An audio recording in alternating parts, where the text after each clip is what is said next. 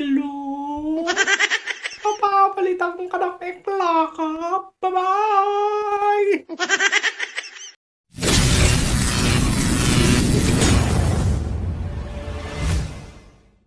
Vlogger ni Senator Raffy. Number 1 aso noon. Nagtampo nga ba? Paano mo nasabi? Paano mo nasabi nagtampo, Rorot? May nag-message ba kay Senator Raffy Tulfo kasi hindi na shout out at hindi na promote? Pakinggan natin ito. I don't wanna fucking hear it! Panoorin ito. Tamperurut. Nabanggit kanina si Eli Saludar, si Melo Yap. I-follow nyo rin.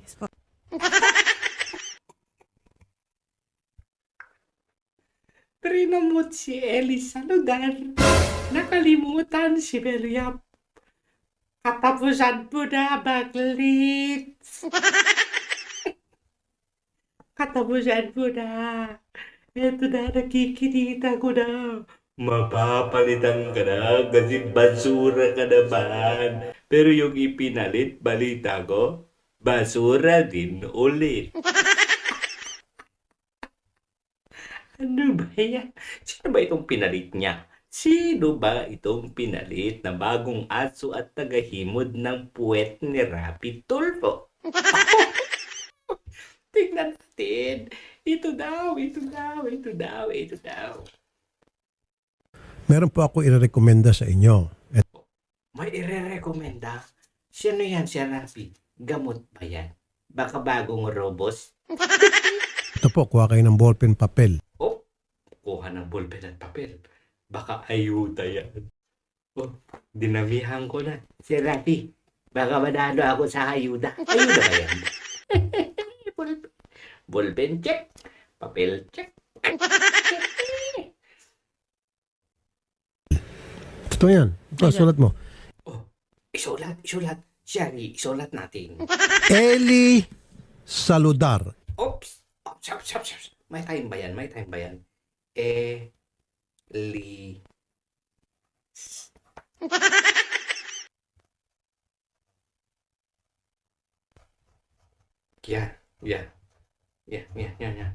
Yan. Tapos na ako therapy. Ito ba yun? Eli Sahudan. Tama ko. Eli Sahudan ito. Eli Sahudan. Tignan nga natin. E-L-Y Salud. O-E-L-Y pala. Mali pala ako. E-L-I pala. Sorry naman. So, E-L-Y. Ulitin ko ha.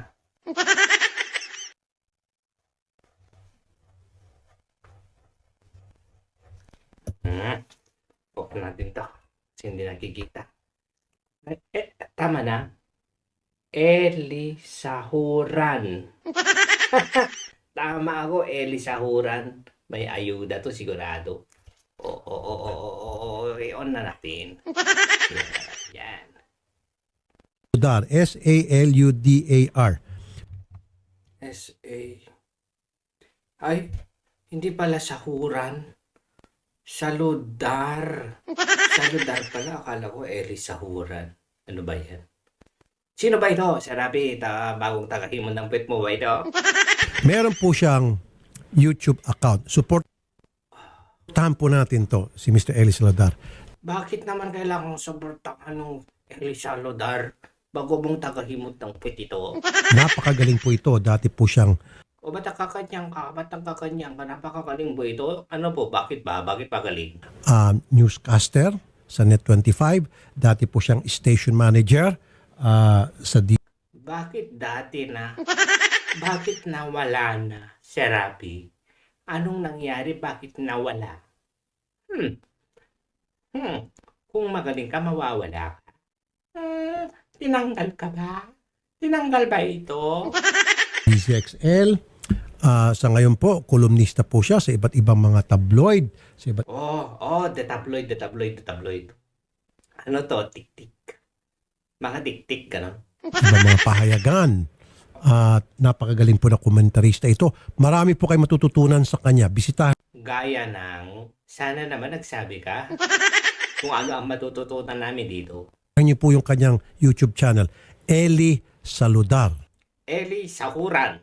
Ay, saludar. Eli Saludar. Ayan. Nirekomendo kayo. Highly recommended Highly recommended. Melo, paano ka? Kaya ba pinaka-bebe? by me, Eli Saludar. Puntahan niyo po mamaya pag wala kang ginagawa, pag hindi kayo busy. Busy ako. Parati akong busy, idol. Hindi pa pwede. Wala akong oras. Pag hindi ka lang busy, pag no choice ka na, punta ka kay Elis Sahuran. Marami kayo matutunan doon, promise. Okay? Yan, hindi nagpapakalat ng fake news. O talaga, hindi nagpapakalat ng fake news. Balita ko, may abogadong naghamon ng debate. Galing sa the same radio station kung saan siya station manager noon. Bakit? Kasi nagpapakalat ng maling impormasyon. Kasi traditional media siya. Di ba, Atty. Claire? Respetadong media practitioner ito. Hindi ka naman magiging newscaster at maging station manager kung ikaw ay balasubas. Hindi ito balasubas. Hindi ito balasubas. Meron siyang pangalan na protektahan. In fact, member siya ng KBP. Pero may tanong ako, yung kolumnista ba na kinasuhan ng libel at naging convicted, balasubas ba yon, Serapi? Kapag ka-kolumnista ka ba at nakasuhan ka ng libel at na-convict ka, balasubas ba yon, Serapi? Ha?